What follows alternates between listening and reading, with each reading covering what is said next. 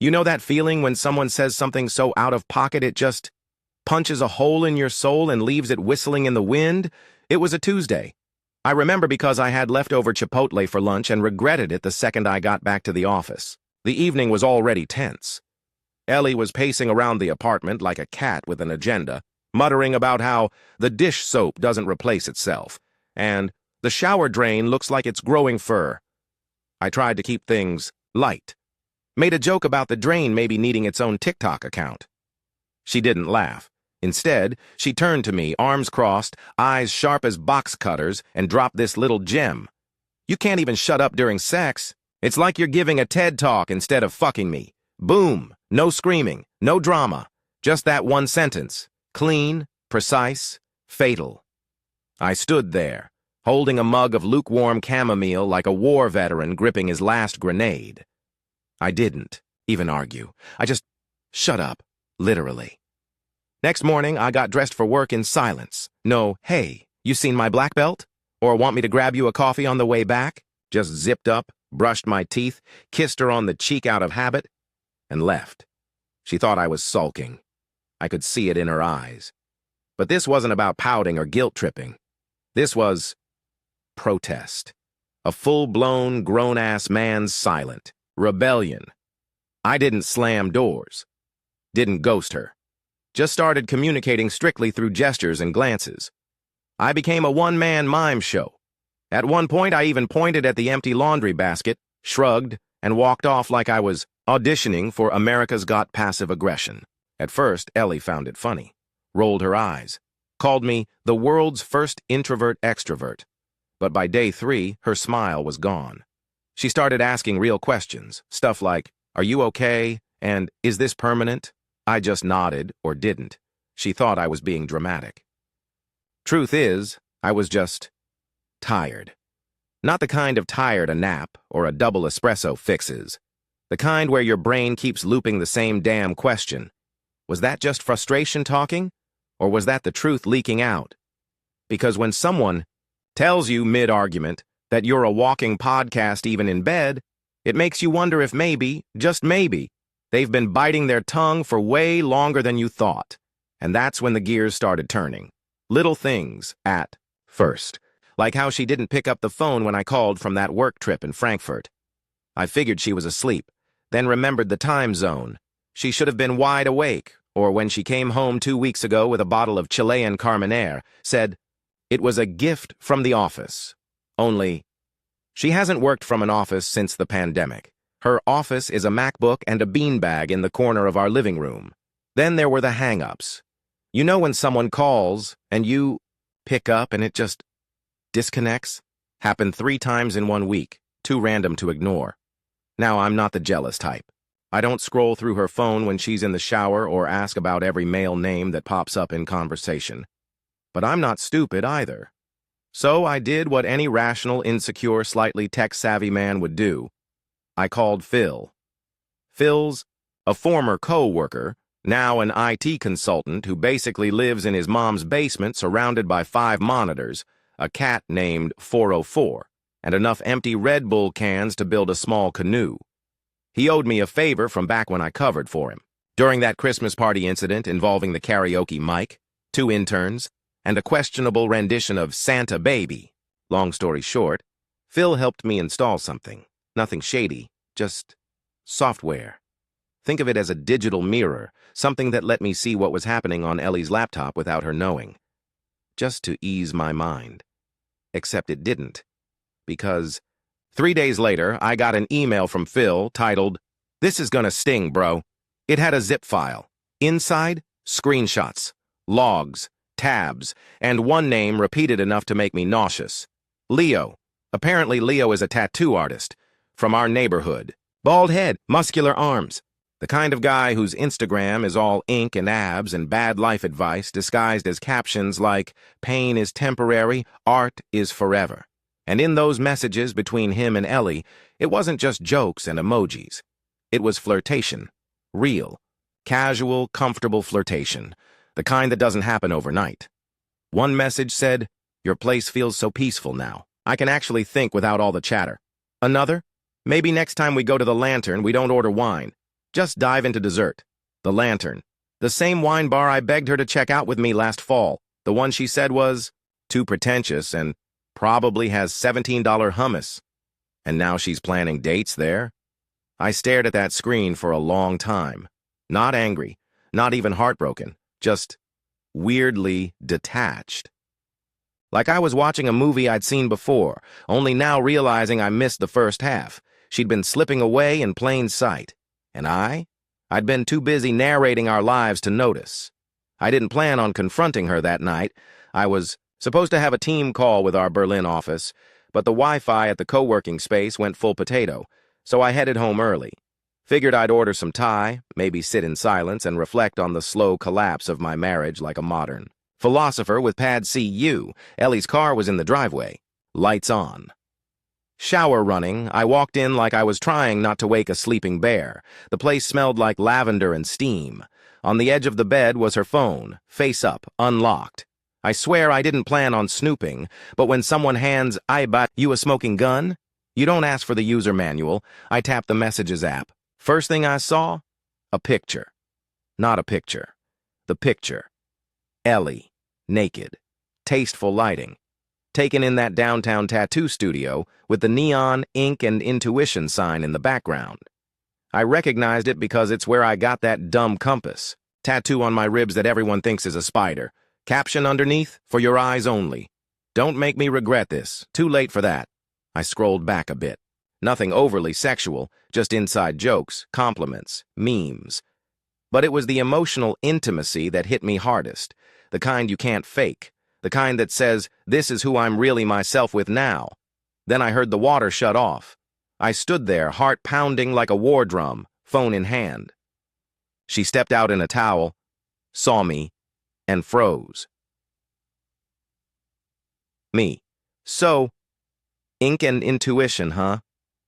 She looked at the phone, blinked, swallowed. You had no right to go through my stuff. Oh, that defense. Classic. You broke my trust, Mark. I raised an eyebrow. That one actually got a laugh out of me. Bitter, but still, right. Me and my TED Talks broke your trust, not the guy named Leo with a man bun and a portfolio of thigh tattoos. She flinched, but only for a second. Then something cracked in her face. Not anger, not shame, fear. He told me you weren't alone in Barcelona, she said. I stared at her. What? He said he saw you on some girl's Instagram story. At a soccer match. Said she was hanging all over you, blonde, wearing your hoodie. I blinked. Ellie, I said slowly. That was my cousin, Katie, from Denver. She flew out to surprise me with Champions League tickets. We posted a selfie. My family commented on it. She looked like someone just yanked the power cord out of her brain. I could see it happening in real time, the moment her version of the story collapsed. She didn't cheat because she was drunk or lonely or even horny. She cheated because some smooth-talking dude with a steady hand and a cheap cologne convinced her I was already doing it first. I never would have, she mumbled, backing up until her legs hit the bed. I sat down across from her, calm, focused, like I was watching a client try to explain why their logistics chain had spontaneously combusted, and it was definitely not their fault. So you just believed him? Some guy you've known for what, a month? Over me? I didn't want to believe it, she said, voice cracking. But you were so distant and quiet. It messed with my head. I nodded. Not because I agreed, just because I finally understood. She wasn't evil, wasn't malicious, just messy, human, impulsive. Someone who got a little high off the validation and didn't stop herself before the line blurred too far. Doesn't make it okay, doesn't make it less painful, but it made it clearer. She tried to reach for my hand. I pulled away gently. You know what the worst part is? I said. You didn't even give me the benefit of the doubt. You just ran with the lie that felt more interesting. She didn't respond. I stood up, walked to the kitchen, poured myself a glass of whatever was left in the bottle. Something red. Probably that Chilean wine from the office. Behind me, I heard her crying. Not loud sobs, just soft, almost embarrassed tears. The kind you cry when you realize you've screwed up past the point of fixing. I didn't comfort her, not because I didn't care, because I was tired of being the guy who always had to be the strong one, the talker, the fixer. This time I was letting the silence speak.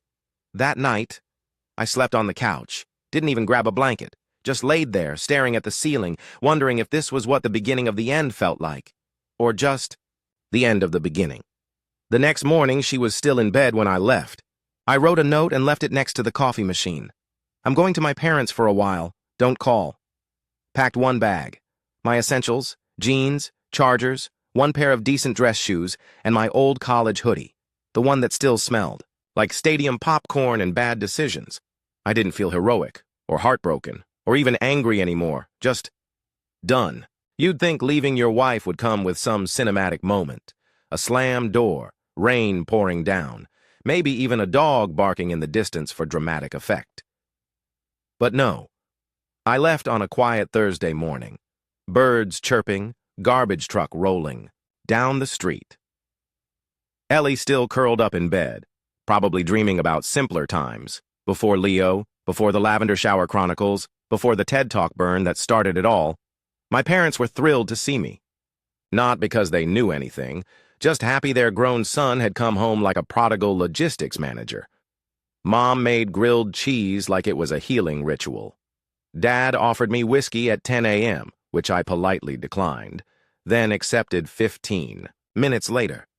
I didn't tell them why I was there, didn't tell anyone actually, not even Phil, who kept texting me links to Reddit threads titled How to Emotionally Recover After Digital Betrayal and Can You Sue a Tattoo Artist for Emotional Damage? I needed space, not sympathy.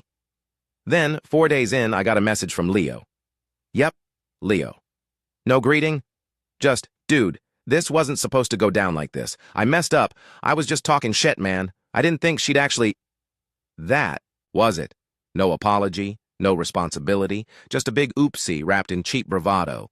So I replied, didn't yell, didn't threaten. Just sent him a screenshot of his own messages with Ellie, flirty, dumb, incriminating, and a simple caption, backed up to the cloud. He didn't respond. He didn't have to. The point wasn't to ruin him. I wasn't interested in revenge. I just wanted him to know. I saw it all. And if I ever did feel like going nuclear, he'd be the first name on the blast radius. A week passed. Then one afternoon I pulled into the driveway to find Ellie's car parked outside. She was sitting on the front step, knees to her chest, holding a takeout bag from the Thai place we used to order from after Sunday movies.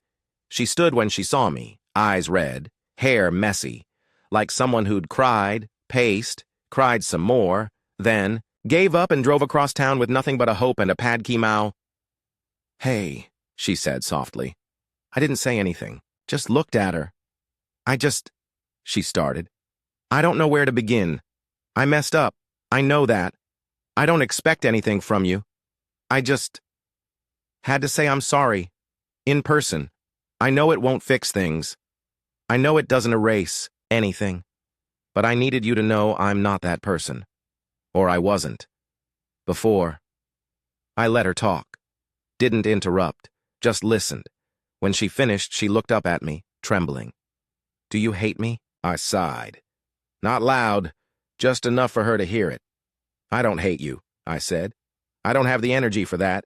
But I also don't know who I'm supposed to forgive, you or the version of you that let some guy with sleeve tattoos and Spotify playlists talk her into believing the worst about me. She closed her eyes. I made a mistake. I nodded. We both did. You listened to a stranger. I stopped talking. Both of us created the silence. There was a pause.